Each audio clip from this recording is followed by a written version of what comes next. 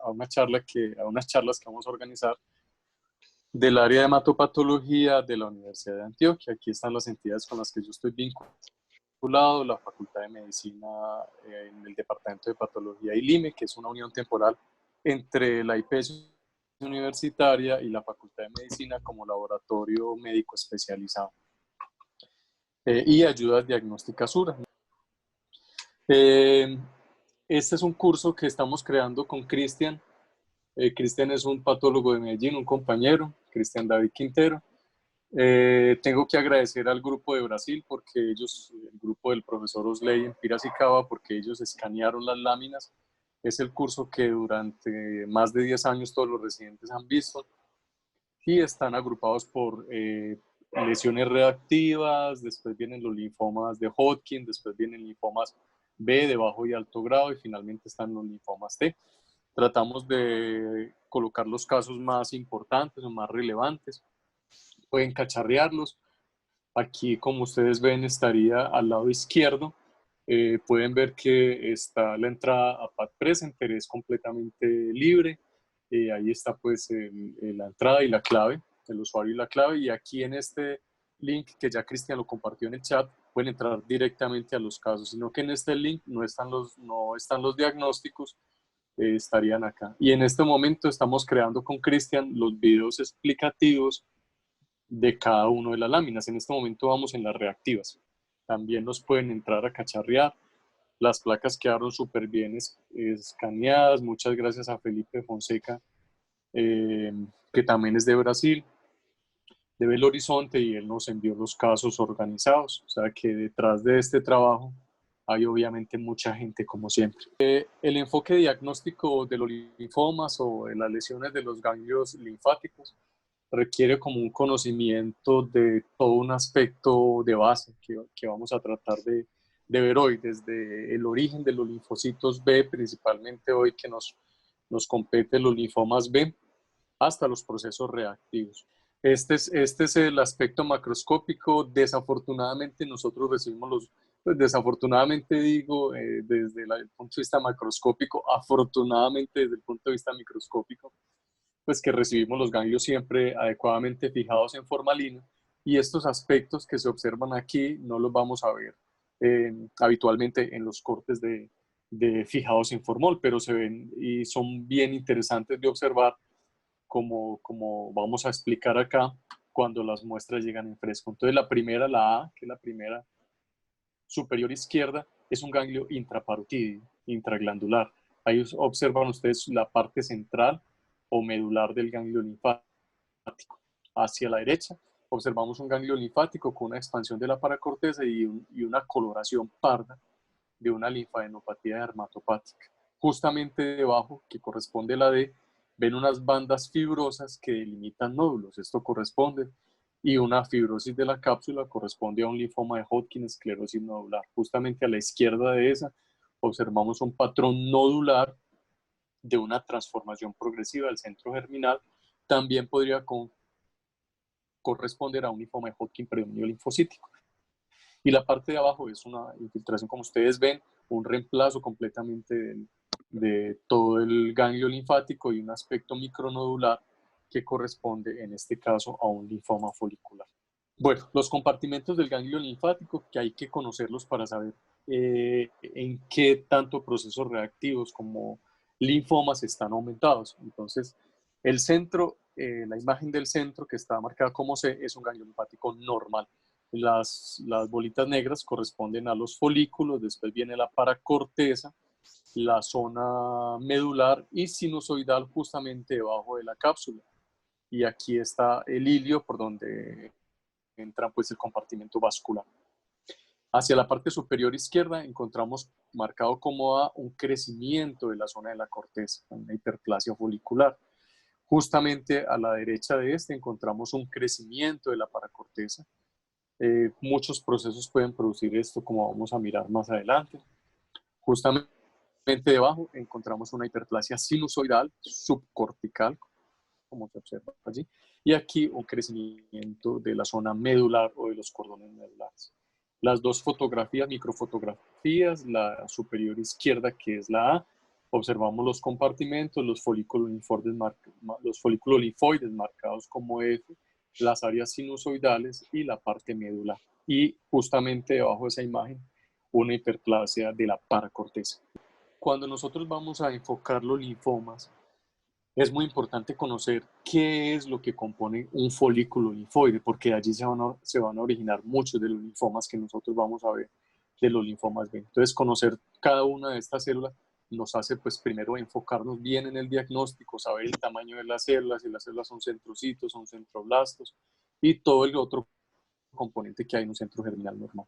Entonces, en el esquema que observamos a la derecha, van a observar ustedes en las marcadas como C, justo en el centro, unas células que tienen como dos pelotitas pegadas a la membrana citoplasmática, que son los centroblastos, células hendidas con marcaje de esas dos y de esos dos nucleolos pegados a la membrana nuclear. Y justamente donde está la flecha superior, observamos en la microfotografía de la izquierda estos centroblastos.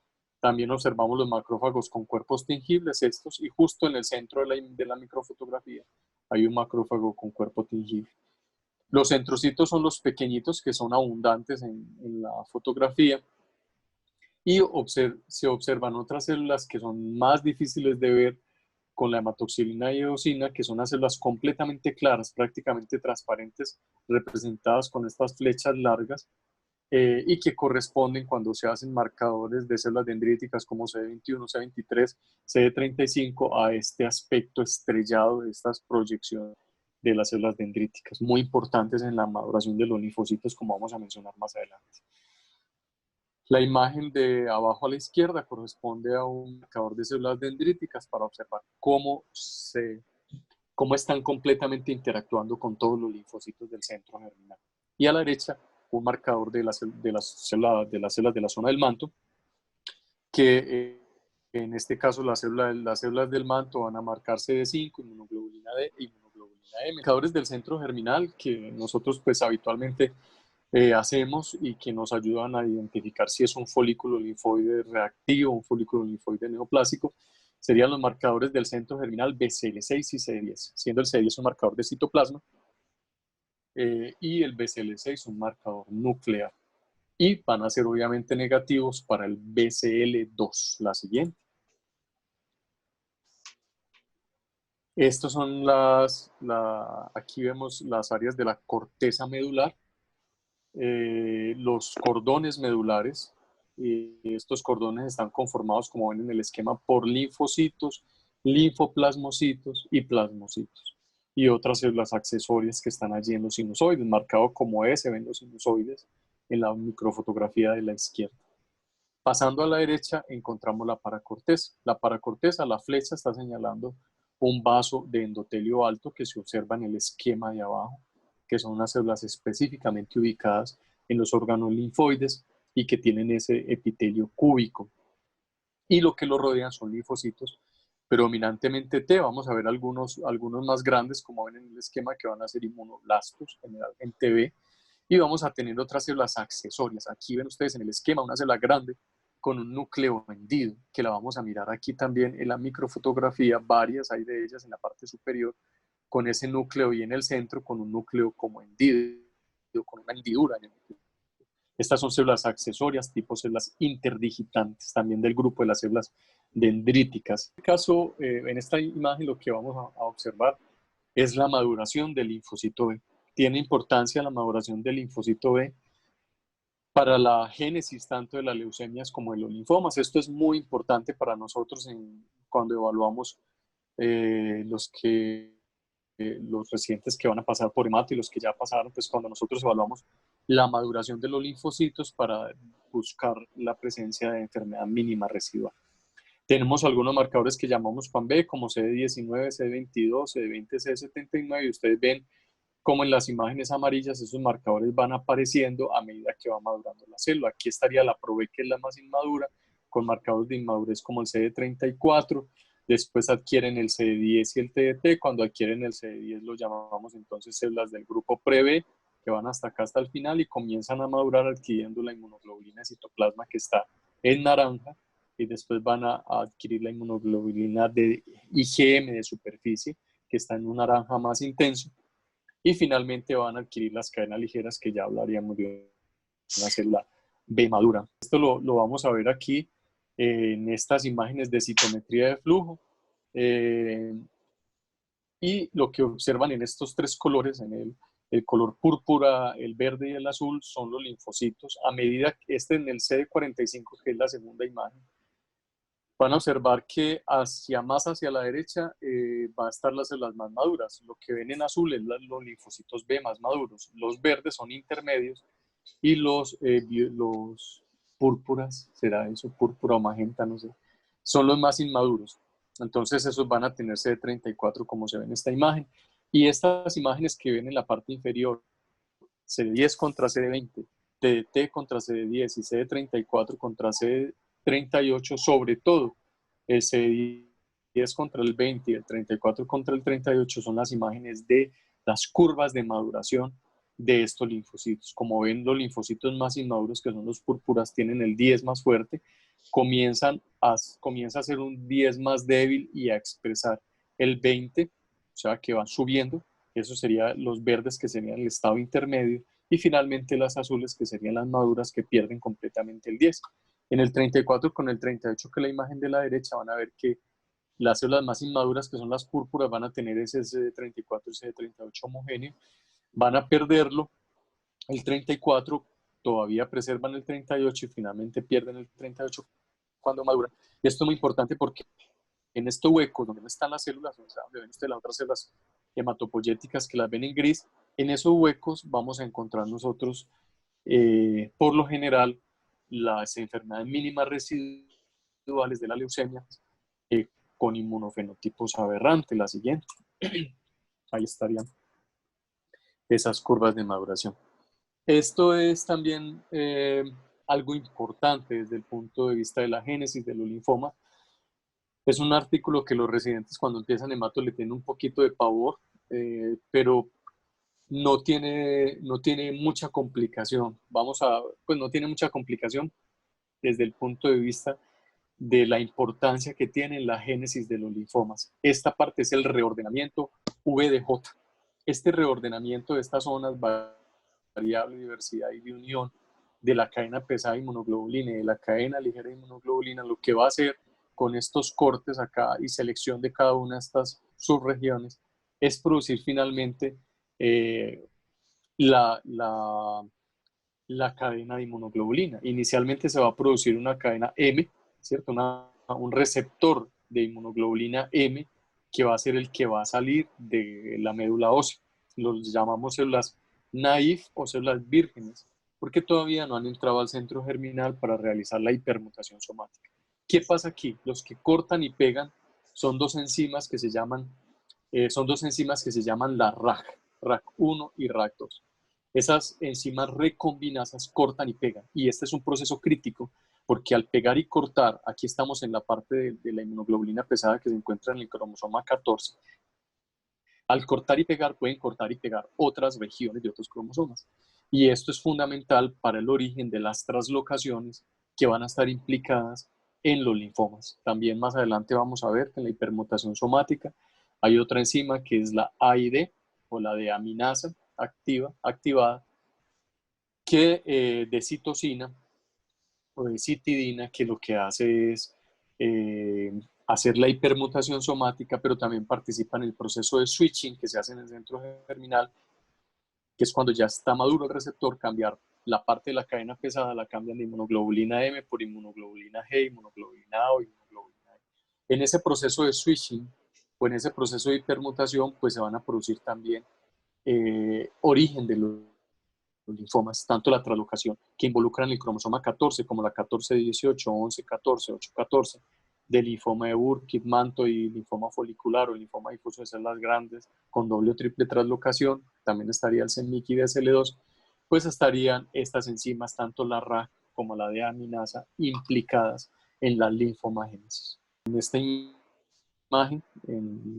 imagen vamos a observar, o se ve cómo es la configuración tanto de la cadena pesada como de la cadena ligera de las inmunoglobulinas. Ahí ustedes ven cómo quedan las partes de constantes variables de tanto la cadena pesada como la cadena ligera, la siguiente. Con respecto a esta variabilidad que se origina en los receptores de la inmunoglobulina, pues es en lo que se basa los estudios de clonalidad para determinar si una enfermedad de estas es clonal o no. La mayoría de las veces, tanto los linfomas agresivos como los de bajo grado, no necesitamos realizar estudios de clonalidad, pero hay algunos casos en los que no estamos ciertos de si es un linfoma o no, como ocurre en algunos de los linfomas marginales, como vamos a ver, linfomas MALT, en algunos de los órganos específicos como glándulas salivares, tiroides, pulmón, donde es muy difícil hacer el diagnóstico y estos estudios de clonalidad son fundamentales. La siguiente, este es un consenso para evaluar esa clonalidad, que es el Euroclonality de Biomed, y aquí son las imágenes de cómo se evalúa. Más o menos esto es cuando se observa en las dos imágenes inferiores, que ven ustedes múltiples picos, por lo que acabamos de hablar, la diversidad de estos receptores de inmunoglobulina, pues producen este fondo policlonal, que está acá en las dos imágenes finales. Mientras que en las imágenes iniciales ven ustedes que es muy diferente. Se ve solamente un pico, en la siguiente se ve un pico con un fondo policlonal. En la tercera y la cuarta van a ver ustedes varios picos que son como oligoclonas o varios productos clonales, y las dos últimas, como ya miramos, van a ser entonces pues policlonales. Los patrones reactivos que observamos son el crecimiento de la corteza, como ya miramos en las imágenes iniciales, que se llama hiperplasia folicular florida. Es uno de los hallazgos de los patrones reactivos más comunes, pero este patrón de hiperplasia folicular florida está asociado a muchas enfermedades, asociados a enfermedades autoinmunes como artritis reumatoidea, lupus, asociado a infecciones como la sífilis, la toxoplasmosis o simplemente a otras infecciones virales. Hiperplasia de la paracorteza es otro de los hallazgos, no tan común como la hiperplasia folicular, pero es uno de los hallazgos que observamos, por ejemplo, en la linfadenopatía dermatopática. Hiperplasia sinusoidal, muy común verla en los ganglios intraabdominales, y hace parte con hiperplasia sinusoidal con histiocitosis, por ejemplo, de algunas enfermedades específicas como el Rosal-Dorfman. La inflamación crónica granulomatosa, una para nosotros de las más comunes linfadenopatías, que como ustedes saben, pues obviamente van a estar asociados a múltiples procesos infecciosos, micobacterias, hongos, etc. Y puede ser tanto sólida como necrotizante. Aquí dentro de la sólida vamos a tener la sarcoidosis también, que es un diagnóstico de descarte obviamente, hiperplasia folicular con plasmocitosis y con microgranulomas o agregados de células monocitoides más bien, que llegan hacia el centro germinal, que se observa en la toxoplasmosis, la atrofia del centro germinal con hialinosis e hiperplasia de la paracorteza de forma concéntrica, de la zona del manto de forma concéntrica, que lo observamos en la enfermedad de Castleman. Hiperplasia sinusoidal con histiocitosis ya la mencionamos, con presencia en peripolesis, que es la enfermedad de Rosal-Dorfman, y en el HIV vemos múltiples linfadenopatías. Las linfadenopatías del HIV están asociadas al estado evolutivo de la enfermedad. Entonces, desde las fases iniciales donde vemos hiperplasia linfoide, hiperplasia foliculares floridas, inflamaciones granulomatosas, pasando por hasta hiperplasias de la paracorteza, y obviamente pues también vamos a tener no solamente reactivas, sino linfomas asociados al HIV. La siguiente. Vamos a comenzar a ver entonces unas imágenes de estos procesos reactivos. Aquí es una hiperplasia folicular florida, ese aspecto de los folículos linfoides con macrófagos, con cuerpos tingibles en un área bastante activa, con centrocitos, centroblastos y los espacios claros, que son los macrófagos con cuerpos tingibles, rodeados por unas áreas de manto bien definidas. Esto sería entonces una hiperplasia folicular florida, como ya mencioné, uno de los aspectos morfológicos más relevantes o más que vemos de forma más común en los ganglios rutinarios. La siguiente. Aquí un acercamiento, este acercamiento es bien bonito para mirar eso, los espacios claros, que son los macrófagos con cuerpos tingibles, las células pequeñas que parecen como unas pasas, son los centrocitos, las células después grandes con nucleolos hacia la periferia, que son los centroblastos, y algunas células muy claras con un núcleo supremamente claro, como vemos arriba en todas las 12, que son las células dendríticas foliculares. Hay muchas células, como ven ustedes, que están entrando en apoptosis, otras células en mitosis. Esto es normal para un centro germinal. La siguiente. Un aspecto morfológico muy interesante. Todas estas placas que estamos viendo son fotos de la colección. O sea que estas placas las van a poder ver todas digitalizadas. Aquí este aspecto es un aspecto bien interesante. En todo el centro de la imagen se observa cómo el manto está creciendo y cómo ese manto comienza a crecer y comienza a invadir el núcleo, pero a invadirlo de forma concéntrica, hasta que finalmente lo va a invadir completamente y queda una bola completamente negra de células del manto. Este aspecto se ha llamado como transformación progresiva del centro germinal y hay que tenerla en cuenta porque la transformación progresiva del centro germinal, exactamente en la siguiente imagen se ve una de estas áreas negras. Es interesante porque pues es un proceso reactivo, pero esta transformación progresiva puede preceder, concomitar o ser posterior a un linfoma de Hodgkin predominio linfocítico nodular. Y siempre que lo vemos, el diagnóstico diferencial del linfoma de Hodgkin predominio linfocítico nodular debe estar. ¿Cómo se hace? Buscar las células diagnósticas, las células popcorn, hacer inmunistoquímica para OCT2, BOP1, CD20 y las células que generalmente esas células popcorn van a estar rodeadas por unos linfocitos T, que son linfocitos del centro germinal con un inmunofenotipo muy característico, con expresión de CD57 y PD1.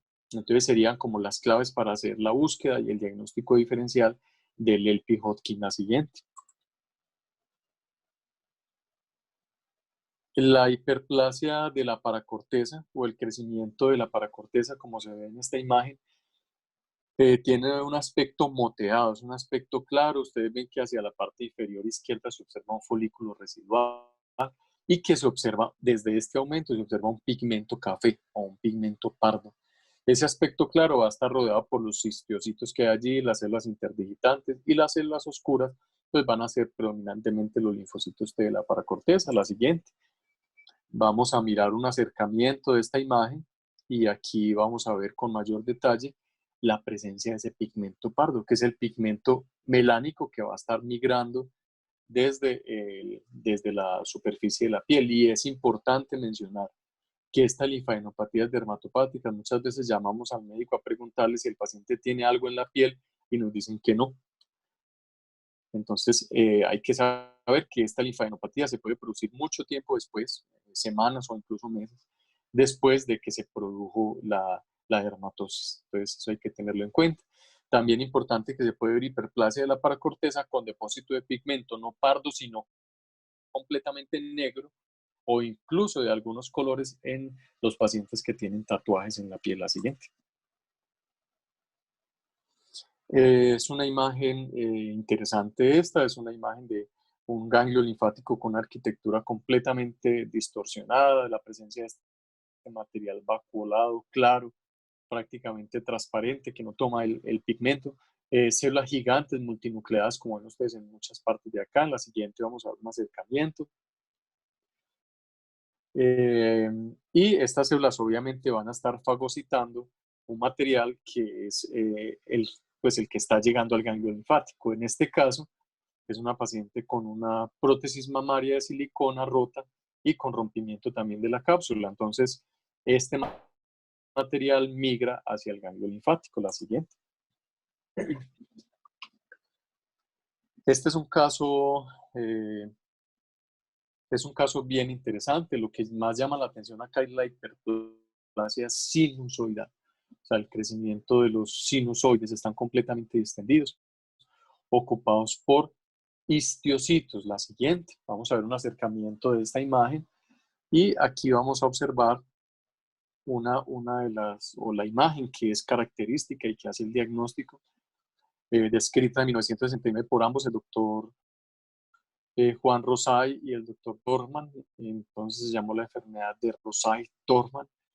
Este fenómeno, que es el fenómeno de emperipolesis, ven el núcleo del histiocito y ven lleno adentro de células nucleadas, principalmente linfocitos. Este aspecto de emperipolesis es muy característico de esta enfermedad.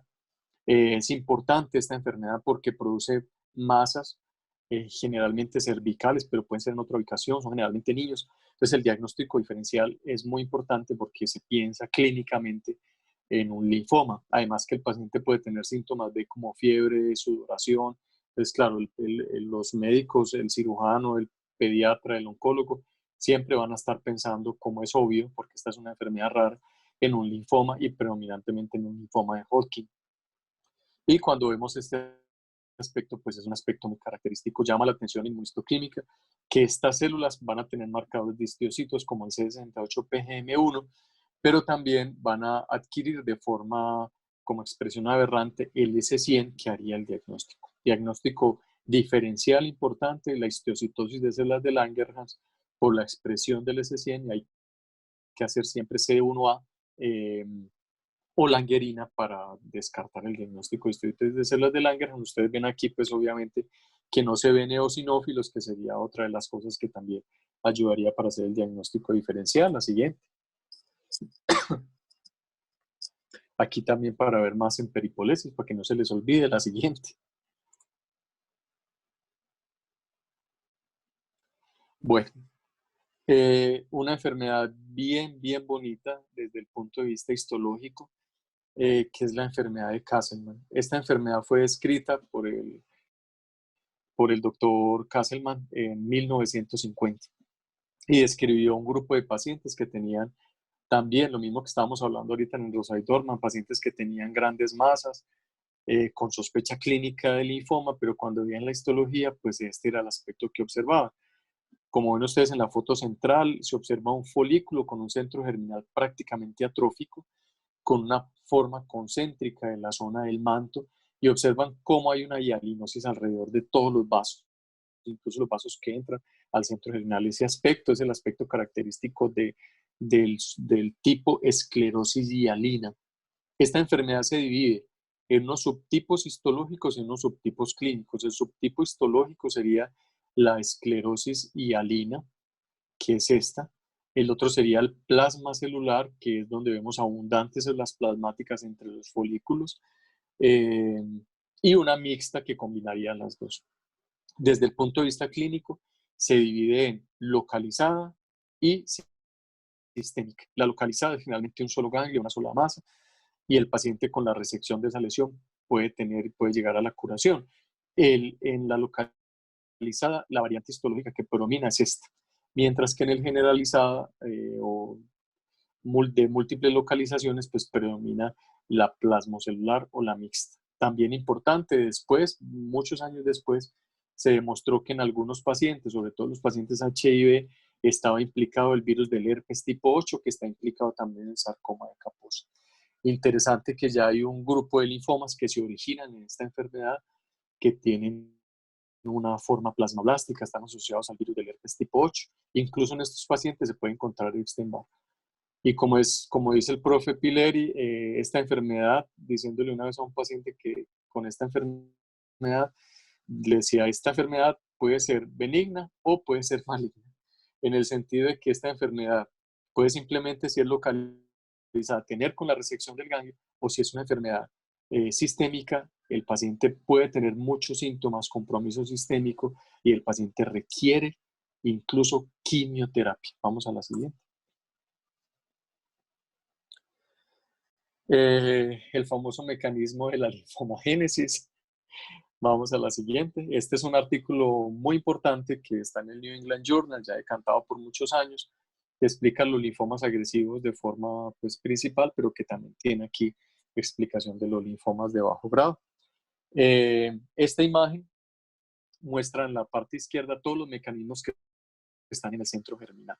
Los mecanismos que hay en un centro germinal normal y los mecanismos que van a estar alterados. Justamente en la parte inferior de este recuadro azul de la izquierda van a ver la AID o la enzima de activación de deaminasa, que es una enzima que es fundamental en la hipermutación somática y en el cambio de clase o switching, porque hace tanto el cambio de esa citidina eh, o el nucleósido de la citosina, hace ese cambio por uracilo, pero al hacer esas hipermutaciones que es lo que nos dice si la célula pasó por el centro germinal o no, también puede hacer cortes de toda el DNA bicatenario para hacer el switching o el cambio de clase. O sea, la inmunoglobulina que ya maduró es IgM, pero que su receptor en la parte variable e hipervariable de la cadena ligera ya hizo toda la hipermutación somática y ya se le presentó a la célula T, como ven ustedes aquí en el esquema del centro germinal,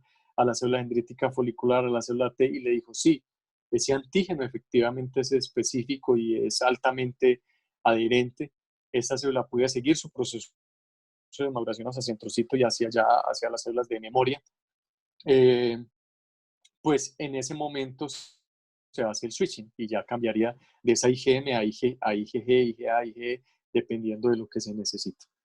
Entonces, importante saber que la ID, incluso con la activación, que se pueden activar acá las recombinases que hablábamos en la médula ósea, que hacen la recombinación de los segmentos BDJ, VDJ, pues van a participar en el corte y pegue de esa parte bicatenaria del DNA. Estamos hablando del cromosoma 14, donde está la inmunoglobulina pesada, y lo traslocarían con otras áreas de otros cromosomas, y es aquí donde surgen las traslocaciones de los cromosomas, que sería la 814, que es el CEMIC con la inmunoglobulina pesada, y estaríamos hablando de un linfoma de Burkitt o un linfoma de doble o triple traslocación, el BCL2 en el linfoma folicular o en el linfoma B de doble traslocación, de alto grado de doble traslocación, la 1418, etc.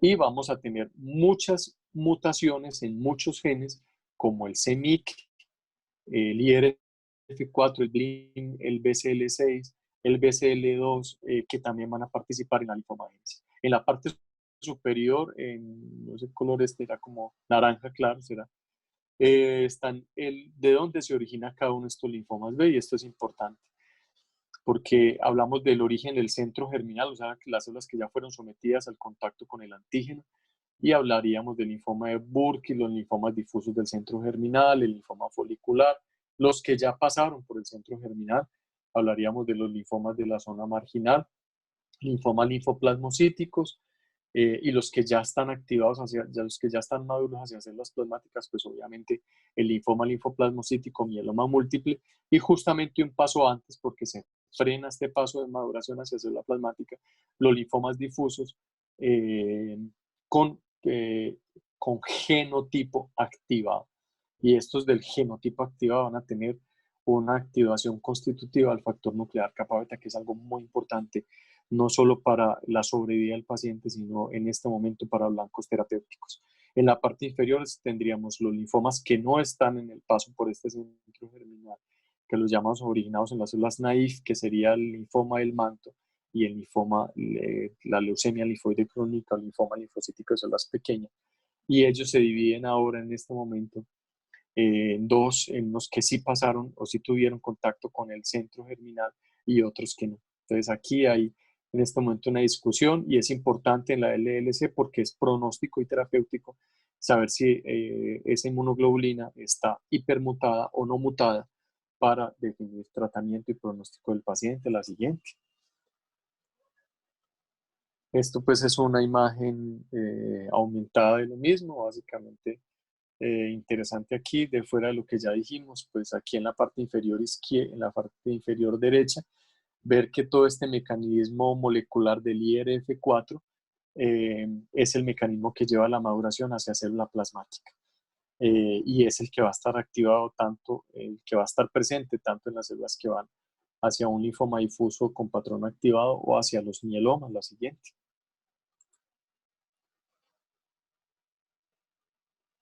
Bueno, esto es la misma imagen aumentada, la siguiente.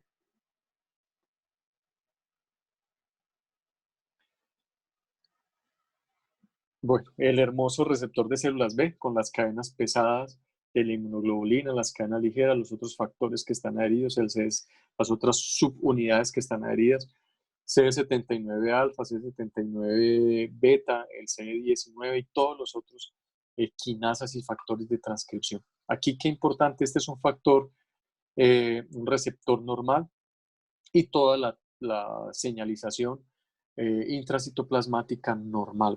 Aquí tendríamos, por ejemplo, una de las áreas que está alterada frecuentemente es una mutación del CART11 con una alteración de toda esta vía.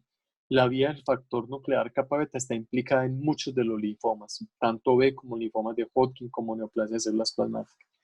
Hoy en día es uno de los factores más, o de las vías más importantes de acción, no solamente para la linfomagénesis, sino para inhibidores, por ejemplo, de este factor nuclear, que es un factor constitutivo y que activa todo el sistema inmune, reacción inmune o respuesta inmune, tanto de los linfocitos B como de los linfocitos T.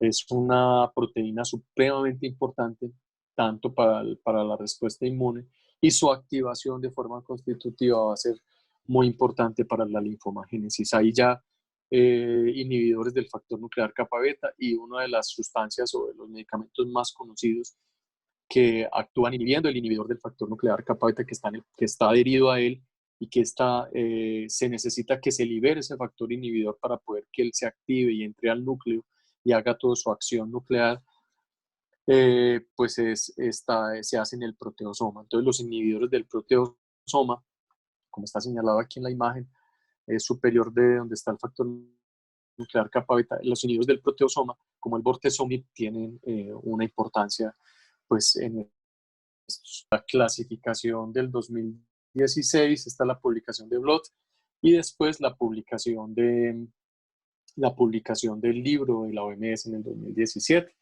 Vamos a hablar de ellos ahorita como entidades provisionales o como entidades importantes.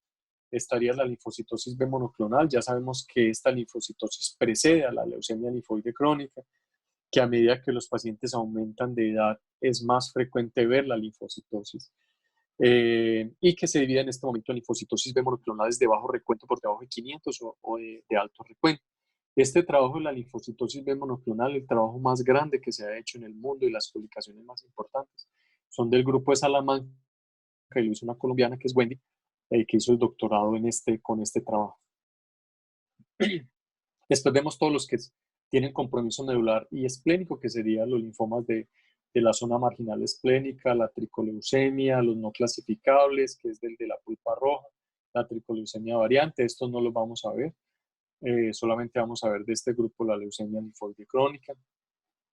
Después viene la macroglobulinemia de Waldenström o linfoma linfoplasmocítico, este grupo de gamapatías de cadenas pesadas.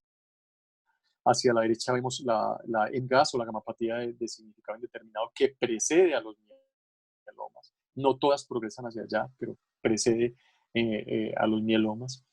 Los plasmocitomas solitarios de hueso, esto está en discusión, si quitarlo o no, pues obviamente lo que dicen los expertos en el mieloma es que los plasmocitomas solitarios es como un estadio inicial del mieloma múltiple, que estos pacientes, cuando se hacen imágenes de tomografía de alta resolución, van a tener otras lesiones óseas que son pequeñas y no son identificables con las imágenes rutinarias. Pero sigue existiendo porque se puede tratar con radioterapia local.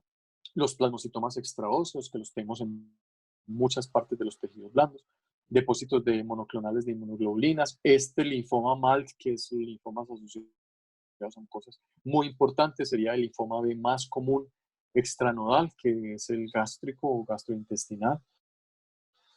El linfoma de la zona marginal nodal, que son raros, como una entidad provisional todavía, que es el linfoma de la zona marginal nodal pediátrica, difícil de hacer el diagnóstico, se confunde con las hiperplasias marginales atípicas de los niños y siempre son los que requieren estudio de clonalidad.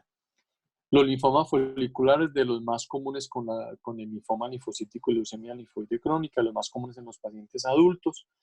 Y aparece aquí una entidad como provisional. Antes se llamó linfoma folicular in situ en el 2008, ahora se llama neoplasia, y se le quitó el nombre de linfoma porque muchas de estas entidades, cuando son realmente linfomas foliculares in situ, no progresen, sino que ahorita más adelante cuando veamos los linfomas foliculares vamos a ver la precaución que hay que tener con ellos. El linfoma folicular de tipo intestinal, que ahora lo llamamos de tipo duodenal, es importante. Ahorita lo vamos a mencionar. El linfoma folicular de tipo pediátrico, aparece esta entidad como entidad provisional, que es el linfoma de células grandes IE con rearreglo del IRF4, que lo vemos en pacientes jóvenes, y está ubicado generalmente en la zona del anillo de Waldeyer, amígdalas, y son de más bajo grado que el linfoma difuso normal.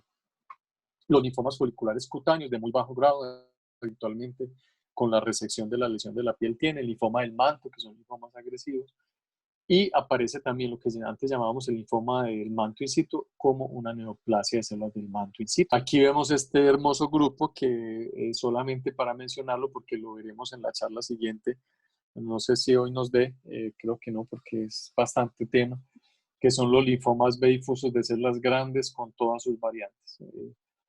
Casi que es importante decir, para no mencionarlos uno por uno, es que tiene mucha importancia la localización. Entonces, empezando de arriba hacia abajo, localización del sistema nervioso central, en el mediastino, que es el primario mediastinal, después en la piel, el difuso primario de la piel, el que es tipo pierna, que tiene un inmunofenotipo específico. Después vendrían los que tienen asociación con los virus, que sería el del Epstein-Barr, que antes lo llamábamos de la vejez. Aparece una entidad provisional que es la úlcera mucocutánea por el virus del Epstein-Barr. Los asociados a inflamación, asociado al Epstein-Barr, la granulomatosis linfomatoide casi siempre del pulmón, el linfoma plasmablástico asociado al virus del Epstein-Barr, el de fusión primaria asociado al herpes tipo 8 o de derrames, y el del herpes tipo 8 como tal de células grandes, que es una entidad provisional. Y aquí quedó por mencionar el linfoma intravascular, que no tiene una ubicación y es solamente un linfoma en fase leucémica. Aquí tenemos a la derecha el linfoma de Burkitt, aparece una nueva entidad como el linfoma Burkitt-like con aberración de la 11Q, que no tienen el CEMIC, eso es lo importante. Y esto que es donde más cambios ocurrieron, que es en los linfomas de alto grado, linfomas B de alto grado, con doble o triple translocación. Y muchos de los linfomas difusos NOS en este momento tendrían que pasar a hacerse la doble o triple translocación.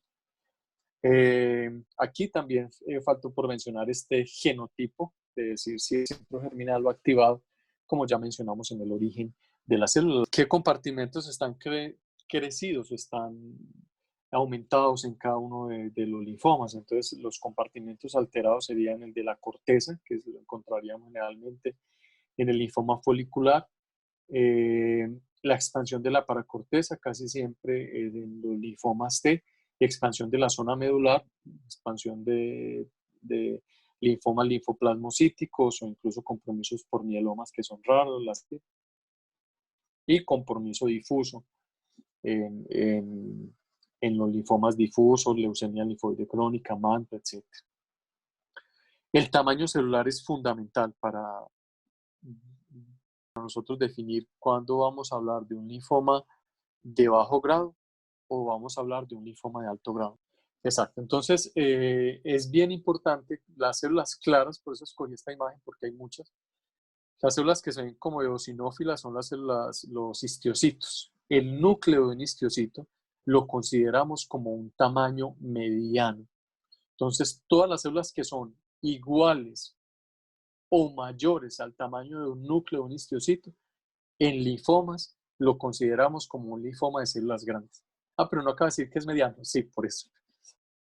Pero desde este punto, o sea, desde este punto en adelante, hablamos de que la célula es grande. Entonces, las células de citoplasma eosinófilo que ven es un histocito. Miren esos núcleos y miren los núcleos alrededor. Las células que van a tener un núcleo menor, vamos a decir que son pequeñas. Y las que tienen un núcleo igual o mayor, vamos a decir que son células grandes. ¿Y por qué se hace esta diferenciación basándose en los histocitos y en las células endoteliales? Bueno, pues se basa porque puede variar mucho interobservador.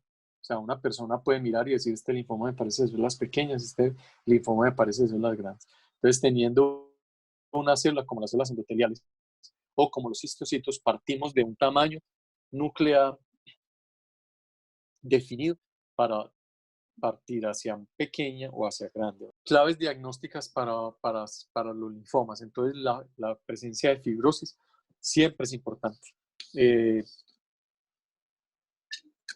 Nos ayuda para definir si es un linfoma, por ejemplo, en el linfoma de Hodgkin, en la esclerosis nodular. En el linfoma folicular siempre hay presencia de fibrosis. Hay muchas veces presencia de fibrosis. En el linfoma primario mediastinal hay presencia de fibrosis. Entonces, eso es importante tenerlo en cuenta. Ahí, como dice, entre paréntesis, en los ganglios inguinales generalmente tiene fibrosis. Entonces, la presencia de fibrosis siempre va a tener importancia, excepto cuando se estudia un ganglio inguinal. La prominencia de los vasos va a tener importancia en muchos de los linfomas, pero sobre todo desde el punto de vista visual para los linfomas de angioinmunoblásticos. El microambiente. ¿Qué vamos a ver en el microambiente y qué nos van a ayudar? La presencia de eosinófilos en los linfomas T, en el linfoma de Hodgkin. La presencia de células plasmáticas en muchos de los linfomas, tanto como acompañantes, como puede ocurrir en un linfoma de Hodgkin o en un linfoma T, como diferenciación de ese mismo linfoma que ocurre en los linfomas de bajo grado. Y la presencia de histiocitos, que pueden ser histiocitos simplemente células monocitoides, hasta células gigantes y formar granulomas. O sea que podemos ver granulomas en muchos de los linfomas, tanto linfomas B como linfomas T y como linfomas de Hodgkin, la siguiente.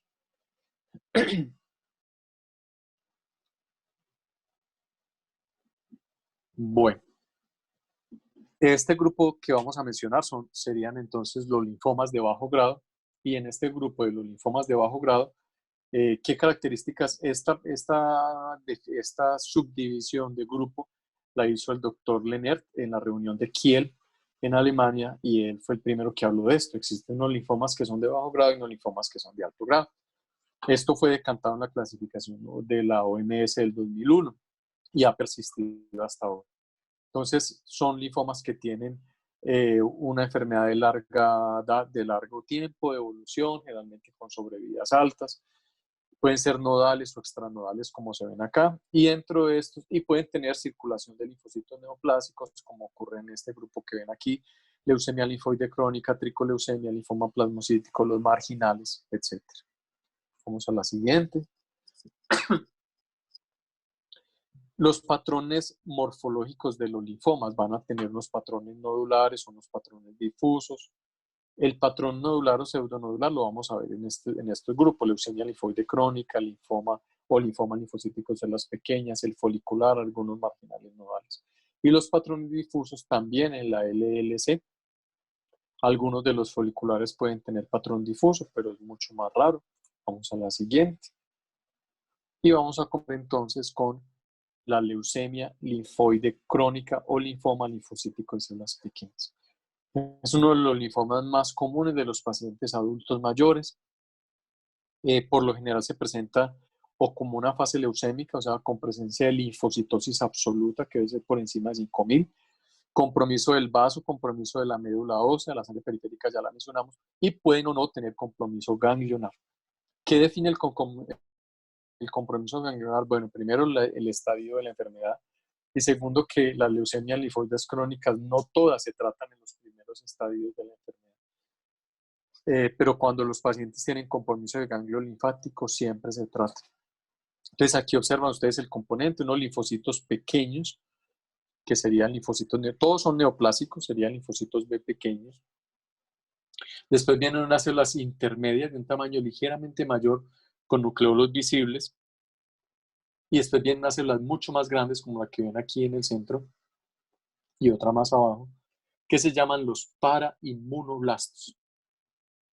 Todos estos tres componentes hacen la característica citológica de esta enfermedad: linfocitos pequeños, prolinfocitos, los más grandes con nucleolo, y los más grandes con nucleolo prominente, parainmunoblastos. Entonces, estos serían los componentes tanto de la leucemia linfoide crónica como de linfoma linfocítico de células pequeñas, la siguiente. El inmunofenotipo que van a tener estas células, pues, es los marcadores PAN-B, como CD19, CD20, CD79 alfa, van a tener marcadores aberrantes como el 5 y el 23, el 5 es un marcador T y el 23 de células dendríticas, que están aquí en rojo, que van a ser los que hacen el diagnóstico. Y marcadores negativos, obviamente marcadores del centro germinal como el 10-BCL6 y el C79B, que es importante en citometría de flujo. Aquí también importante decir en positivos para citometría de flujo que van a ser positivos para el CD200. La siguiente. Vamos a ver esta imagen. Es una imagen donde hay un ganglio linfático comprometido. En la imagen de la derecha, donde está el CD20, ven como una imagen geográfica, ¿cierto? Y justamente debajo una imagen en espejo de los linfocitos T. Cuando se ve en la imagen inferior izquierda, van a ver que todo está marcando CD5, tanto el compartimento B como el compartimento T. Lo que quiere decir que las células B van a tener expresión aberrante de ese CD5. Eso lo vamos a ver principalmente en la leucemia linfoide crónica, como ya lo mencionamos, en el linfoma del manto, y algunos de los linfomas difusos pueden tener expresión del CD5, que es considerado como marcador pronóstico de mal pronóstico. Marcador de inmunohistoquímica de mal pronóstico, como la siguiente. Con respecto a estos factores pronósticos, estos de la Organización Mundial de la Salud, del libro de la OMS del 2008, algunas cosas cambiaron, otras cosas persistieron. ¿Qué tenemos en este momento? La parte inferior, justamente las dos inferiores, los dos últimos renglones, de lesión del 11Q y de lesión del 17P, que es la del P53. Esas dos confieren un pronóstico muy malo y en este momento se debe hacer en todas las leucemias linfoides crónicas. Lo otro, la tercera línea, el estado mutado de la inmunoglobulina, ya lo mencionamos, si es mutado o no mutado. Esto también se está haciendo y es importante para los hematólogos en el momento de definir el tratamiento de los pacientes para la respuesta a la fludarabina. Y aquí se está hablando en los dos siguientes renglones más abajo, se habla del estado de la enfermedad mínima residual después del tratamiento con alemtuzumab o alemtuzumab más fludarabina. Esta enfermedad mínima residual la hacemos por citometría de flujo. En este momento el panel específico para hacerla está en definición por el grupo de Salamanca. Ellos tenían la publicación lista y se fueron hacia atrás porque diseñaron otro panel más específico. Entonces eso está pendiente de publicación y seguramente en el tiempo cercano vamos a estar hablando todos de enfermedad mínima residual de la LLC. Aquí el CD38 y el SAP70, el CD38 tiene todavía conserva todavía su pronóstico desfavorable cuando es por encima del 30%. El SAP70 hay mucha discusión con él de si tiene o no valor pronóstico. El grupo de Salamanca particularmente dice que no. Hicieron el estudio como la contraparte, el estudio que se hizo inicialmente, que fue la que validó esto, que fue un estudio del Hospital Clínic de Barcelona, y ellos dicen que no, realmente no, el trabajo no fue reproducible. Vamos a la siguiente. Vámonos para este grupo de linfomas que es muy importante, muy interesante, que son los linfomas asociados a mucosas o los linfomas de la zona marginal extranodal. Como ustedes ven, prácticamente todas las glándulas que encontramos, glándula salivar, tracto gastrointestinal, que es el más común, el gástrico. En pulmón hemos tenido, yo creo que dos casos, uno con Andrés y en la León 13, y otro con Vicky Murillo. Hemos tenido solamente dos casos de este. De glándula salival hemos tenido varios. Es difícil hacer el diagnóstico de glándula salival. Ahorita vamos a mencionar algunas cosas. Y el más común obviamente es el gástrico. De otros órganos, piel, hemos tenido algunos con el área de dermatopatología. De tiroides no he visto ninguno. Hemos visto más en linfomas B difusos de células grandes y en mamas sí hemos visto, creo que uno o dos casos con el prof. Jack Jorge Castaño de mama. Vamos a la siguiente. Esta es la imagen de la OMS y es una imagen muy bonita. Y la definición que siempre la preguntamos a los residentes es ¿cuál es la definición de una lesión linfoepitelial? Porque existen algunas gastritis, como las gastritis autoinmunes, en las cuales podemos ver linfocitos dentro de las glándulas. Pues, ¿qué realmente define una lesión linfoepitelial? Que se daña la glándula, sí, pero defina, se daña la glándula. Entonces, la definición de la Organización Mundial de la Salud es 3 o más linfocitos que permean una glándula y producen daño del epitelio. Y ese daño del epitelio puede estar dado, como ven ustedes en la imagen de la izquierda con la flecha larga, pues porque se destruye la glándula como tal o porque se produce eosinofilia del epitelio. Y eso lo vamos a resaltar cuando se hace la citoqueratina. Vamos a la siguiente. Cuando observamos lesiones linfoepiteliales, obviamente dentro de la clasificación de Warsman sería un 4 si son poco evidentes o un 5 si ya las lesiones linfoepiteliales son muy evidentes, que sería lo que nos lleva a decir que es un linfoma tipo MALT. Aquí en este caso, por ejemplo, que es un caso propio, ustedes ven las glándulas en la periferia, pero realmente en el centro da dificultad encontrar las glándulas. Ven algunas áreas eosinófilas. Vamos a la siguiente. Y de aquí la importancia de la citoqueratina. Cuando hablamos con los residentes, siempre mencionamos esto. Es que la citoqueratina se hace para el diagnóstico diferencial de un carcinoma. No, claro que no. Si estamos hablando de un MALT, no. Si estamos hablando de un difuso, un linfoma agresivo, sí. Claro que sí, es el diagnóstico diferencial, un carcinoma gástrico de tipo difuso o no cohesivo. Pero en el caso de un MALT, la citoqueratina se hace es para esto. O sea, ustedes vieron la imagen anterior, cómo es de difícil observar las glándulas en el centro, y ustedes ven aquí que lo que queda son restos o estas áreas que están de glándulas completamente comidas por los linfocitos. Entonces, esta es la importancia de la citoqueratina para resaltar las lesiones linfoepiteliales. Vamos a la siguiente. En este caso en particular, era muy importante que tenía un acompañamiento, la siguiente, un acompañamiento de células plasmáticas, como ven ustedes allí, y con una restricción clara hacia la cadena ligera kappa. Ven ustedes cómo están las imágenes comparadas de kappa contra lambda. Vamos a la siguiente. Esto fue escrito inicialmente por el doctor Isaacson, que es el que trabajó con este linfoma del Helicobacter pylori, y describió gran parte de esta fisiopatología que está relacionada con el Helicobacter pylori. El Helicobacter pylori produce una gran estimulación. Vamos a empezar de abajo hacia arriba, de abajo a la izquierda. Produce una estimulación de los linfocitos T.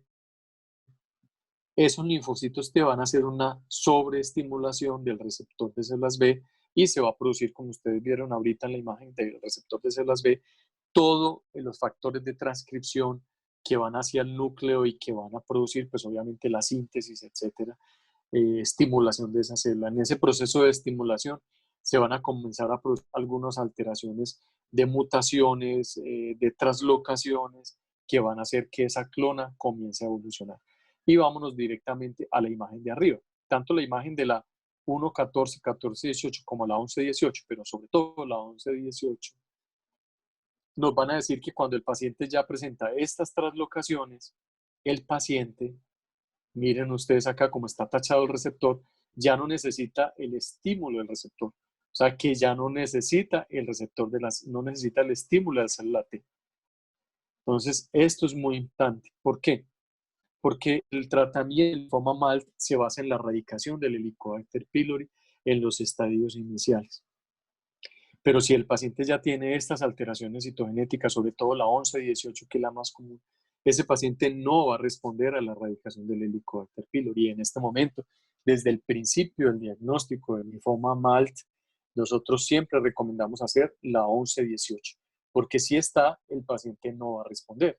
Y el paciente entra en un tren de erradicación, cultivo, seguimiento, y el seguimiento es 2 años o 2 años y medio. Entonces vamos a tener un paciente en este seguimiento y en esta cantidad de terapia. Obviamente el paciente, si no responde, también se le tendrá que erradicar el Helicobacter pylori, porque también participa en la carcinogénesis. Pero no es eso lo importante es que la erradicación no va a curar el paciente, ¿cierto? Si está presente la translocación 11-18. Entonces eso es fundamental. Vamos a la siguiente. Y esto es lo que estábamos mencionando, ¿cierto? Cómo esa alteración del Helicobacter pylori es la que va a hacer que perpetúe, perdón, esa translocación del 11-18 va a ser la que perpetúe esa clona.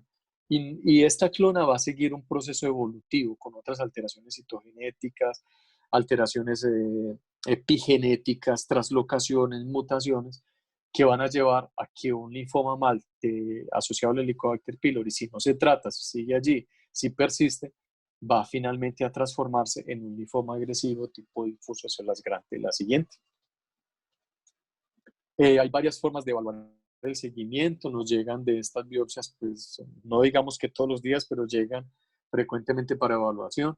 Siempre lo primero que hay que preguntar es, ¿se le hizo la translocación 11-18? Para ver si la evaluación que se va a hacer es importante. Este es un grupo, una reunión entre la Organización Mundial de la Salud y el grupo francés, en donde se evaluó que era muy importante la presencia de fibrosis. Vamos a la siguiente. Pero es más importante esta clasificación GELA, que es la clasificación que hicieron en un consenso entre muchos autores, como ven ustedes acá, pero importante pues obviamente que participa el doctor Wotherspoon, que es el que hace la clasificación de Wotherspoon, y el profesor Stefano Pileri. Tal es la siguiente, y ellos lo que tratan de hacer es que sea reproducible y de definir, como ven en este cuadro, la respuesta. Si el paciente está en remisión completa, o sea que prácticamente no presenta componente linfoide o linfoplasmocitario, es muy escaso, que hay una probable enfermedad residual, mínima residual, que hay agregados de células linfoides, linfocitos, linfoplasmocitos, pero que no observamos lesiones linfoepiteliales, que es LEL. Que hay una respuesta, una enfermedad residual, pero respondiendo, o sea que, o en respuesta, o sea que se observa un denso infiltrado, pero prácticamente no hay lesiones linfoepiteliales. Puede observarse una, aquí habría que hacer citoqueratina, ver si las células plasmáticas son residuales, puede haber fibrosis, que indica que el paciente tiene algo de respuesta. Entonces, esto es una enfermedad residual, pero que observamos que el paciente tiene algo de respuesta. Y finalmente, el que no tiene ningún cambio, en el que hay muchas lesiones linfoepiteliales y el infiltrado es denso nodular. Podría haber algunos casos en los que estén ausentes las lesiones linfoepiteliales, pero pues obviamente esto da un poco de confusión. Vamos a la siguiente. Estos son los sitios donde tenemos linfomas de tipo marginales, y aquí ven ustedes que están las glándulas salivares. Ahorita vamos a tocar un tema sobre ellas, y en la parte de abajo encontramos piel, pulmón, que hay que hacer diagnóstico diferencial con las neumonitis intersticiales, etcétera, que son difíciles de hacer y que muchas veces, la mayoría de las veces, necesitan estudio molecular. Los de la zona marginal de la tiroides y los de la mama, todos con lesiones linfoepiteliales. Importante las glándulas salivares, ¿por qué? Porque en las glándulas salivares existe una lesión benigna que se llama la lesión linfoepitelial. Entonces, el diagnóstico diferencial de la lesión linfoepitelial de glándula salivar y de los linfomas marginales de las glándulas salivares es de los más difíciles de hacer. ¿Qué llama la atención? Como ven ustedes en esta imagen A superior izquierda, es que hay una expansión. Obviamente las lesiones linfoepiteliales van a estar en las dos, pero hay una expansión de esas glándulas, entre ellas hay una expansión y está dada por células de la zona marginal, que aquí la ven en la imagen del centro, son estas células claras que producen un aspecto como de empedrado. Esto es muy importante para hacer el diagnóstico. El estudio molecular ayuda, obviamente los picos monoclonales, como vimos en el artículo inicial cuando vimos cómo se veían los picos monoclonales, van a ser más frecuentes en el linfoma, van a ser casi siempre en el linfoma, pero en algunas de las lesiones linfoepiteliales benignas podemos encontrar esos picos oligoclonales o incluso monoclonales. Vamos a la siguiente. Aquí está el marginal nodal, no es una lesión común, lo que el grupo de Italia nos decía. Siempre que ustedes vean un ganglio linfático lleno de células plasmáticas, área marginal expandida, no vayan a pensar que es un linfoma linfoplasmocítico en un ganglio. El linfoma linfoplasmocítico es casi exclusivo del vaso, ¿cierto? Y la paraproteína M de la macroglobulinemia de Waldenström, pero en un ganglio linfático hay que empezar siempre en un linfoma marginal con diferenciación hacia la plasmática, como se ve aquí en la imagen de la derecha. Tenemos también un marcador para hacer el diagnóstico diferencial con el linfoma linfoplasmocítico, que sería la mutación del MYT88. Vamos a la siguiente. Estos serían los marcadores del linfoma marginal. Como ven, no hay un marcador específico. Básicamente pueden tener restricción de cadenas en la diferenciación hacia la plasmática. Hay muchos marcadores B. No vamos a tener marcadores específicos como el 5, el 10, el 23, la ciclina D1, el SOX11. el BCL6, o sea, no vamos a tener marcadores de los otros linfomas de bajo grado. Y eso es lo que hace pensar en este linfoma, el 43, pero como vamos a ver más adelante, el 43 es un marcador inespecífico. Los diagnósticos diferenciales ya lo mencionamos: gastritis autoinmune, tiroiditis linfocítica o Hashimoto, las lesiones linfoepiteliales de la glándula salivar y otro tipo de linfomas de bajo grado. Vamos a la siguiente. Esta es la escala que evaluamos para los linfomas marginales, que es la clasificación de Waterspoon. Y ustedes ven para las gastritis que el 0 es normal, el 1 es una gastritis, el 2 es cuando hay formación de folículos, 3 en adelante, cuando ya hay un infiltrado muy prominente, aquí comenzamos a abrir los ojos. Yo desde el grado 3 en adelante comienzo a hacer una citoqueratina, un 3 y un 20 para que no se, para descartar la presencia de lesiones linfoepiteliales. Si observo alguna lesión linfoepiteliales o es sospechoso de lesión linfoepitelial, será un 4, pero si hay claras lesiones linfoepiteliales es un 5, ya es un linfoma. Y en estos casos, en el 5, siempre hay que hacer obviamente cadenas ligeras para ver si hay células plasmáticas con diferenciación, con restricción, perdón. La siguiente, solamente para mostrar la incidencia de las translocaciones y para mostrar que en el estómago, pues la incidencia de la translocación 11-18, pues es de las más comunes y también la vamos a encontrar en el pulmón. Vamos a la siguiente. Y vamos a terminar con este linfoma, que es el linfoma folicular. El linfoma folicular es uno de los más comunes linfomas de la adulta. Como su nombre lo dice, se origina en el folículo linfoide o en el centro germinal. Las células que la componen son centrocitos y centroblastos. Y en este momento, pues tenemos unos patrones que están definidos en la OMS. Vamos a la siguiente, que son unos patrones predominantemente nodular o folicular, folicular y difuso y difuso. Aquí vamos a ver el crecimiento del linfoma folicular y qué lo diferencia de una hiperplasia. Vamos a centrarnos en la imagen superior izquierda. Ven ustedes nódulos, estos nódulos comienzan a ubicarse como en todo el centro de la imagen superior izquierda, espalda contra espalda o back to back.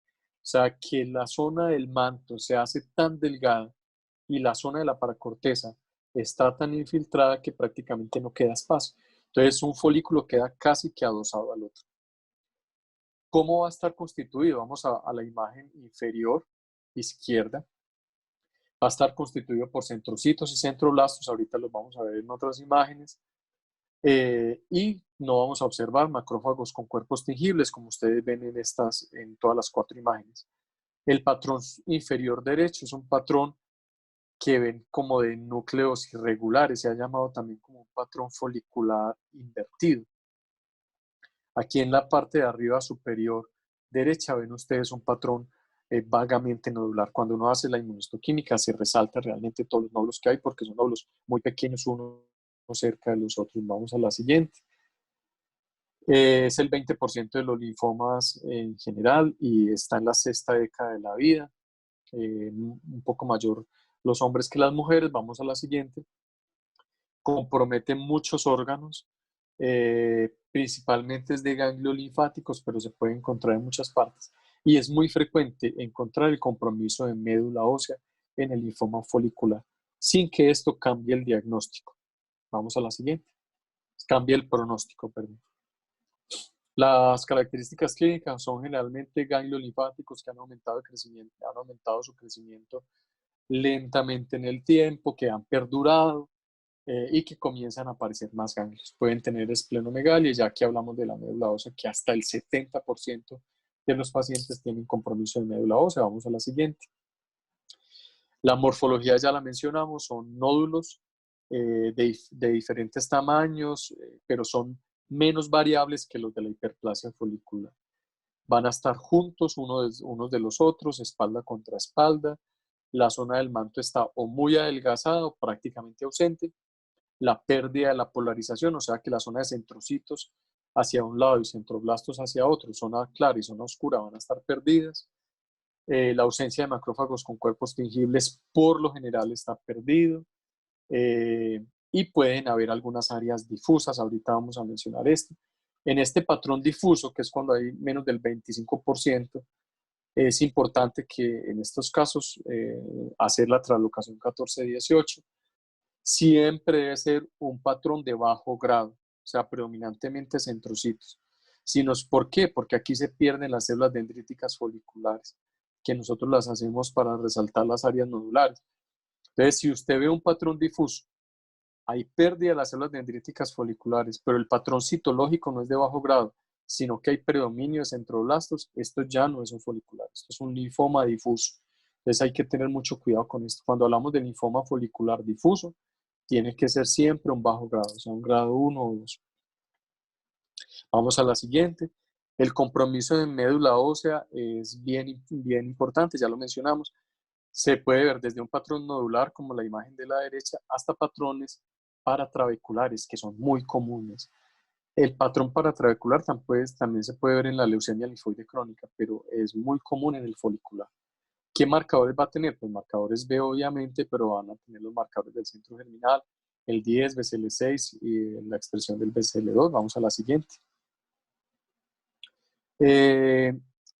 ¿Cómo se hace el grado o mirar el grado citológico?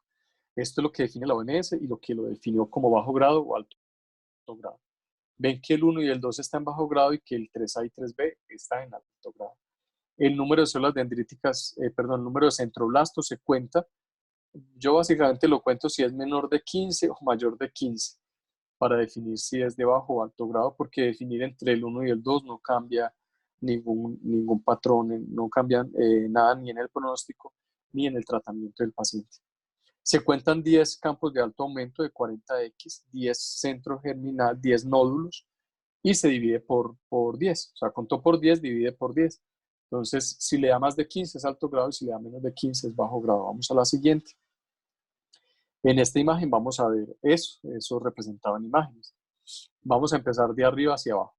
La imagen de arriba va a ser un grado 1, porque casi todos son centrocitos. Lo ven ustedes allí, son pequeñitos. Vamos a la imagen de la derecha. En el grado 2, como ven ustedes, los que tienen los nucleolos grandes o pegados hacia la membrana nuclear y son de un tamaño mayor son centroblastos. Y ven ustedes allí que son mucho más de 5. Y en las dos imágenes de abajo, pues van a ser los grados los de alto grado. Vean ustedes la cantidad de centroblastos que hay de estas células con el nucleolo grande o pegados hacia la membrana nuclear.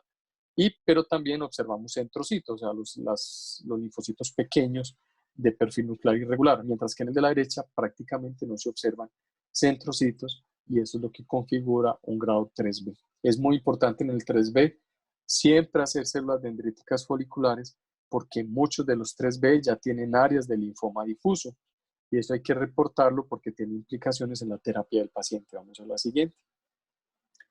Los marcadores de este linfoma van a ser marcadores del centro germinal, pues obviamente va a tener todos los marcadores PAN-B, como el CD19, CD20, 22, 79, y los marcadores del centro germinal como el BCL6, CD10 y la expresión del BCL2. Importante decir del BCL2, que no todos los foliculares de alto grado lo tienen. Miren hacia el recuadro inferior derecho, que el BCL2 va a estar ausente en el 50% de los de grado 3. O sea que, ojo, el BCL2 es importante para el diagnóstico, pero no se requiere. Y hay que tener en cuenta que los linfomas foliculares de alto grado, 3A y 3B, pueden tener hasta la mitad de ellos ausente ese BCL2. Entonces, mucho cuidado de los casos que recibimos para revisión. Muchas veces son estos, que son linfomas foliculares de alto grado con BCL2 negativo. El índice de proliferación evaluado con el KI67 generalmente lo consideramos que nos dice que es un linfoma folicular de alto grado, o sea 3A o 3B, que es por encima del 20% y también está obviamente relacionado con el pronóstico la siguiente. Esta imagen ustedes los nódulos, espalda contra espalda, con prácticamente ausencia de la zona del manto, la expresión del 20, abajo el 10 de marcadores del centro germinal y la expresión del BCL2, la siguiente. Aquí vemos un patrón difuso de linfoma folicular con expresión de los marcadores del centro germinal, el 10, el BCL6 y la expresión del BCL2. Obviamente tener en cuenta lo que ya mencionamos, se pierden las células dendríticas foliculares y para hacer el diagnóstico, como en este caso lo ven ustedes a la izquierda inferior, siempre es importante que sea un linfoma folicular de bajo grado. La siguiente. La alteración citogenética más común va a ser la 14-18 en el 80% de los casos.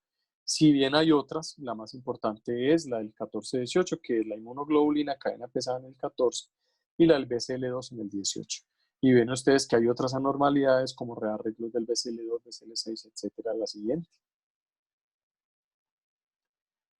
Las variantes del linfoma folicular, y vamos a tener el folicular pediátrico, muy importante, es una enfermedad rara de niños y generalmente en el testículo. De estos casos yo he tenido solamente uno propio, los otros los vi en el entrenamiento. El niño que nosotros tuvimos en el momento que lo vimos hace más de 8 años, el niño tenía un linfoma en el testículo, un folicular, lo mandamos al profesor en Italia y él nos confirmó el diagnóstico con los estudios moleculares. En ese momento no conocíamos esto del BCL2, que ya ahora se conoce, los que tienen BCL2 positivo tienen un peor pronóstico.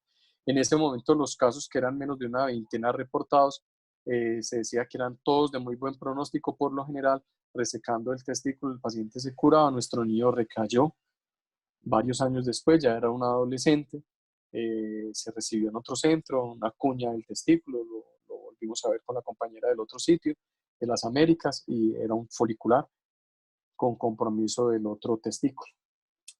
El intestinal primario o duodenal, hemos tenido un caso. Generalmente lo que dice la literatura es que son de buen pronóstico, que son solamente algunos pólipos que se ven en el duodeno. Al resecar los pólipos, pues se ve ese componente folicular y con obviamente la expresión de los marcadores del centro germinal y el BCL2, en la paciente de nosotros progresó hacia un linfoma B difuso de células grandes. La siguiente.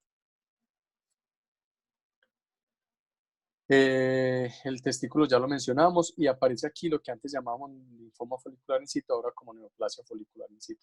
¿Qué hay que decir de él? Que es un folículo donde nosotros vemos uno o pocos folículos con expresión del BCL2, que por morfología son difíciles de ver, que hay que hacer la inmunistoquímica para el BCL2 para hacer el diagnóstico, y hay que tener una cosa en cuenta muy importante. Y es que para hacer el diagnóstico de una neoplasia folicular in situ, el paciente tiene que estar estadificado todo el cuerpo, o sea, tiene que estar rastreado con imágenes todo el cuerpo. ¿Por qué? Porque hasta el 50% de estas neoplasias tienen un linfoma folicular bien constituido en otra parte.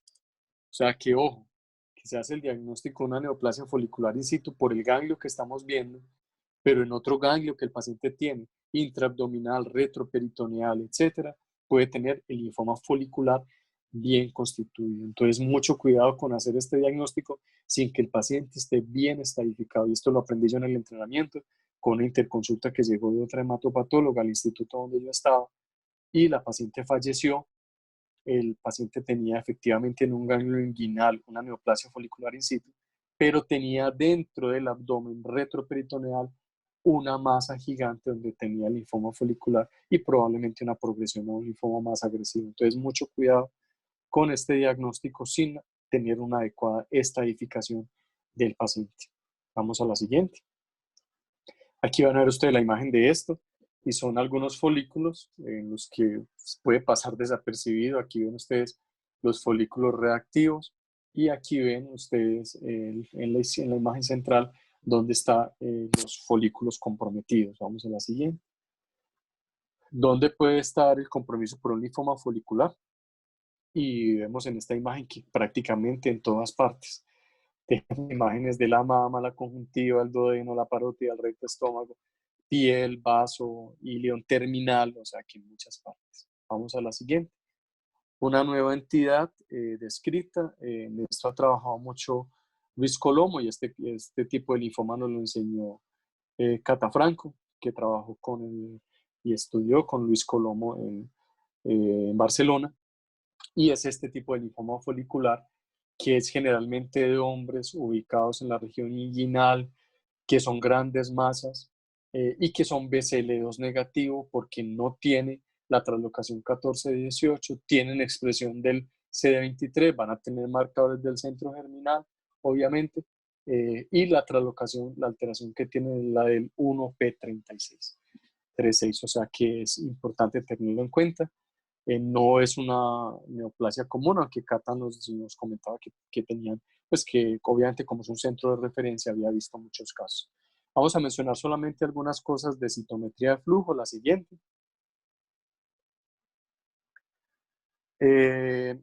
La citometría de flujo, en este momento estamos utilizando, ya comenzamos a utilizar los citómetros de 10 colores. Es evaluar estas células, pero en forma líquida, bien sea que nos lleguen en sangre periférica medular o que disgreguemos el tejido. En este momento, para mencionar solamente, con la epidemia del COVID hay mucha recelo, hay que tener mucha precaución con la disgregación de tejidos y si se van a hacer hay que realizarlos en cabinas de bioseguridad. Vamos a la siguiente. Esta es la forma, eh, bueno, con estas agujas es con las que se extrae el cilindro de la médula y se hace la aspirado anular. Vamos a la siguiente. Esta es la sangre que se obtiene para los estudios de citometría de flujo. La siguiente. También hacemos estudio de todos los líquidos, líquidos cefalorraquídeos, pleurales, peritoneales. La siguiente. Podemos hacer BACAF, pero para hacer el BACAF, la precaución es que el BACAF se debe hacer en el laboratorio de citometría, o sea, o en el sitio hospitalario donde esté el laboratorio de citometría. O sea, se debe tomar la muestra, inmediatamente diluirla en el FAXFlow, que es el líquido de citometría, y llevarlo inmediatamente al laboratorio de citometría. O sea que esto es casi que, mejor dicho, los BACAF que se hacen de los ganglios linfáticos, sin citometría la utilidad es muy baja. Punto y aparte. Y con citometría, el 30%, que son los linfomas de Hodgkin, van a también quedar por fuera. Vamos a que son los tejidos. Podemos tener el tejido en fresco y hacer la disgregación. Esto es obviamente una imagen de archivo. Ahí estoy haciendo la disgregación de este ganglio linfático. Muy fácil. Se va raspando con un bisturí y el tejido, el líquido blanquecino que se va obteniendo es lo que pescamos con esas micropipetas para hacer el estudio de citometría de flujo. Esto ya no lo podemos hacer así, hay que hacerlo con todas las medidas de bioseguridad y debajo de una cámara de bioseguridad. Vamos a la siguiente. Para mencionar solamente algunas cosas de citometría de flujo y terminar, esto es lo que nosotros vemos como los promedios de citometría o estas gráficas de promedios en las que vamos a mirar cómo se ve en cada uno de los linfomas. Vamos a la siguiente. Todos los que hemos pasado por Salamanca, pues aprendemos a ver esto que ellos llaman la chuleta. Y vamos a mencionar solamente algunas cosas. Aquí en la chuleta ven entonces en la imagen que sobresale en el 5 arriba, ven que hay dos enfermedades que sobresalen en el 5.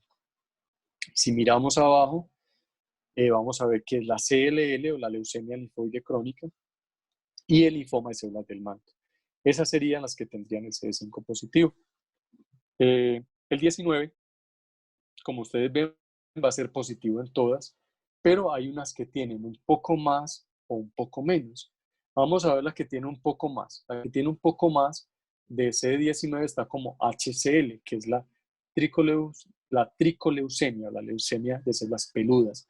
Y la que tiene un poco menos, las que tienen un poco menos, que es esta verde de acá del centro, es la FL o el linfoma folicular.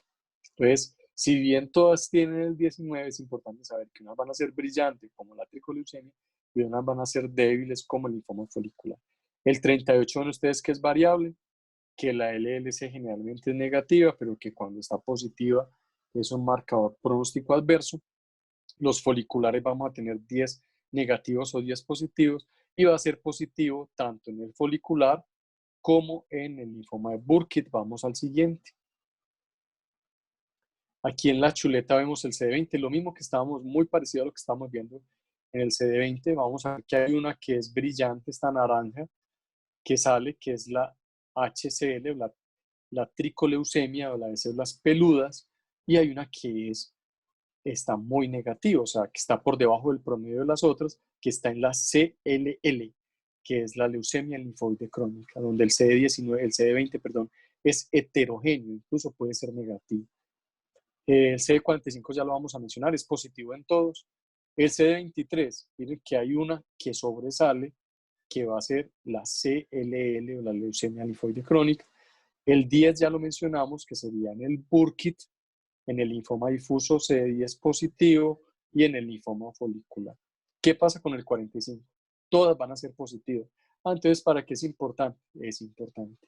Esta semana un caso que tuve, un paciente con una leucocitosis de 160.000, las células eran CD19 positivas y no tenían cadenas ligeras. Entonces, claro, una de las cosas que uno piensa es una leucemia y era uno de los diagnósticos que traía de la hematóloga, pero tenía un 45 positivo y tenía un tamaño grande. Entonces aquí se le abren uno los ojos y dice, oh, cuidado porque esto puede ser un linfoma leucemizado. Efectivamente, el paciente después en el estudio de la biopsia medular tuvimos un linfoma de alto grado con doble expresión de CEMIC y BCL2. Entonces, mucho cuidado porque el 45, claro que se ayuda. Al tener un 45 fuerte, pues obviamente, así penas ligeras, yo discutí con la hematóloga el caso, le dije, mire, este caso, a pesar de que no tiene cadenas ligeras por el 45 tan fuerte y el tamaño de las células, me parece que esto va a ser es un linfoma leucemizado. Ella me dijo, sí, puede ser porque el paciente tiene falla hepática, está muy comprometido desde el punto de vista hepático, que no lo vemos generalmente con la leucemia, y el paciente estaba en la UCI muy mal, en fin. Vamos a la siguiente. Tenía un comportamiento como un Burkitt, ¿cierto? Porque estos linfomas de alto grado se comportan como un Burkitt. Aquí para ver el 79 que es positivo en todos y que va a ser negativo en la LLC. Y el 200, que si bien es muy variable, uno diría esto no me sirve para nada, pues sirve porque nos vamos a enfocar en las dos que son CD5 positivas. La CLL, que está en este color, como era morado, morado oscuro, no sé. La CLL, que es positivo, y el manto NCL en azul oscuro, que es negativo. Bueno, y ustedes ven el 43, la variabilidad que tiene es prácticamente muy inespecífico.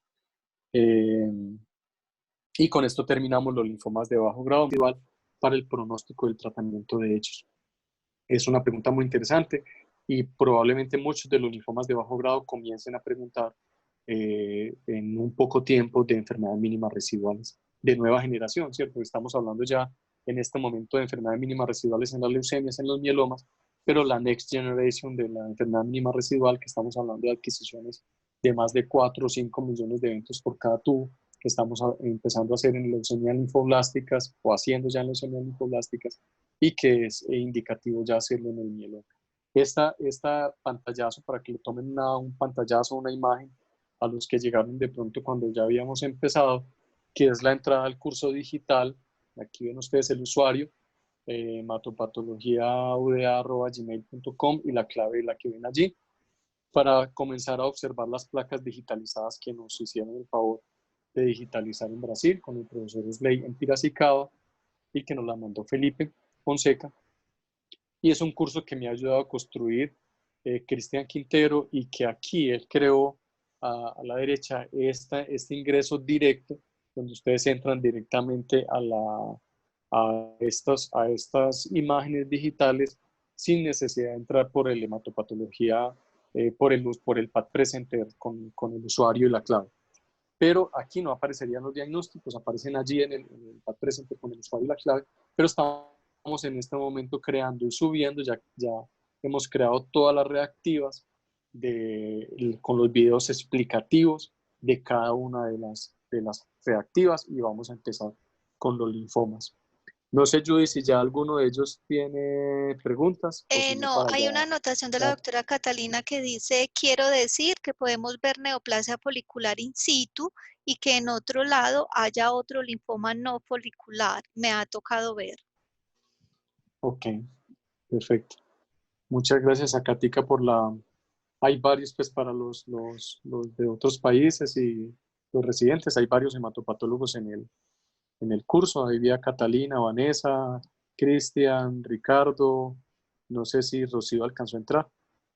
Eh, bueno, muchas gracias a todos por estar, esta vez todo salió bien, gracias a Judith, Eh, y entonces nos vemos hay, dentro de 8 días a las 9. hay una última Sí, pregunta Judith. de la doctora Delta. Además de las LLC o de las LLCP, célula pequeña. ¿Qué otros linfomas podrían Sí, carecer de CD20 de nuevo en el contexto sí, de hacer diagnóstico diferencial con LLA? sí. Sí, claro. Es una pregunta muy interesante también. Eh, la disminución de la expresión del CD20 se puede ver en algunos linfomas difusos de células grandes, que adquieren algunas mutaciones en las cuales no expresan el marcador hacia la superficie. Y podríamos tener algunos linfomas difusos con pérdida del CD20. En el folicular es por lo general débil el 19, pero no hay una pérdida como tal del CD20.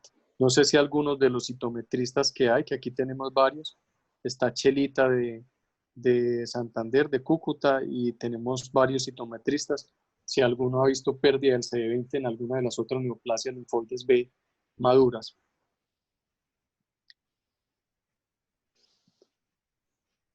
Catalina está Bueno, diciendo, el CD20 puede ser débil o heterogéneo en folicular también. sí, El ok. linfoma linfoblástico puede perder el CD20 también, ¿cierto? Sí, Sí, claro, el linfoblástico obviamente, claro, porque va a muy bien. tener en su grado de maduración diferente expresión del 20 Muy bien. o incluso ser completamente negativo, claro.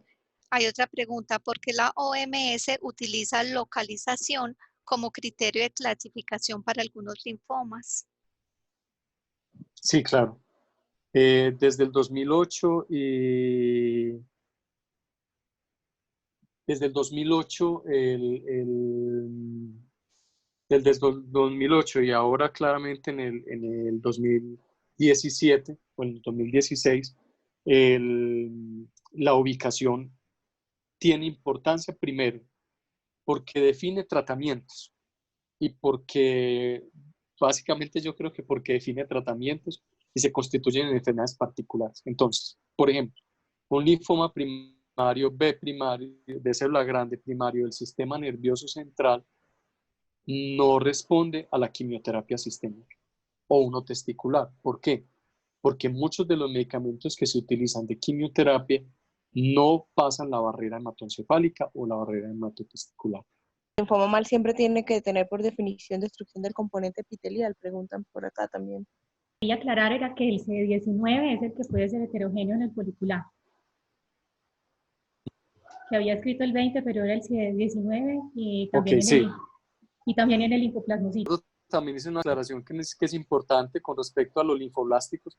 Y claro, es que no es que pierdan el CD20, es que no lo han ganado, ¿cierto? O sea, el linfoblástico va a ir ganando a medida que va madurando, como vimos en la maduración del linfocito B, va a ir ganando el CD20 a medida que va en proceso de maduración. Entonces pueden ser desde completamente negativos, débiles o positivos ya en los últimos estadios de maduración. Y de hecho es importante en las linfoblásticas, los que hacemos citometría de flujo, les debemos decir al hematólogo qué porcentaje de positividad tiene, porque ellos ya, y la NSCN tiene ya definido un porcentaje de corte para ellos dar el rituximab o el anti-CD20. Cata, no sé si nos quiera comentar algo del folicular BCL2 negativo del 1P36. No, pues Javier, lo Si que tiene habían de dicho, pronto pues algo. normalmente, pues digamos, los casos que me tocó ver eran masas grandes retroperitoneales que protruían, digamos, por región inguinal, porque eran lesiones pues muy grandes. Y no, en general lo que mencionaste de la expresión del 23 y que puede tener la ausencia de otros marcadores. Okay. También pues una vez me tocó ver un caso que tenía tanto una parte pues tenía como los dos patrones.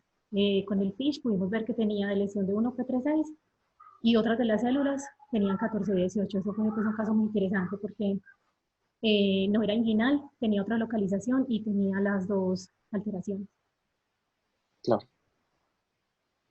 No sé si de pronto Chelita nos quiere decir algo de enfermedades mínimas residuales de linfoma. Chelita estará por ahí presente, que es una de las de Cúcuta. Doctor, yo fue el Muy que le bien, había dicho Chelita. del CD20, porque digamos que en la mayoría de los linfomas B, pues lo vemos expresado, pero en algunos Sí, casos, particularmente un caso que una vez tuvimos donde carecía de las células, o sea, la expresión del TDT era muy débil, carecía de CD34, pero carecía de CD20.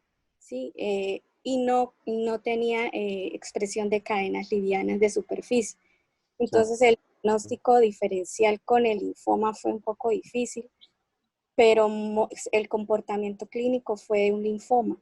Entonces finalmente ese caso carecía de CD20 y pues digamos lo catalogamos más como un linfoma B, pero fue de los casos como difíciles. Claro. Claro, Chelita, sí, lo que algunos casos que hemos tenido, no sé si Dianita estará, nosotros tuvimos también un linfoma difuso que carecía de CD20 en citometría de flujo. Muchas gracias a todos y nos vemos dentro de 8 días entonces.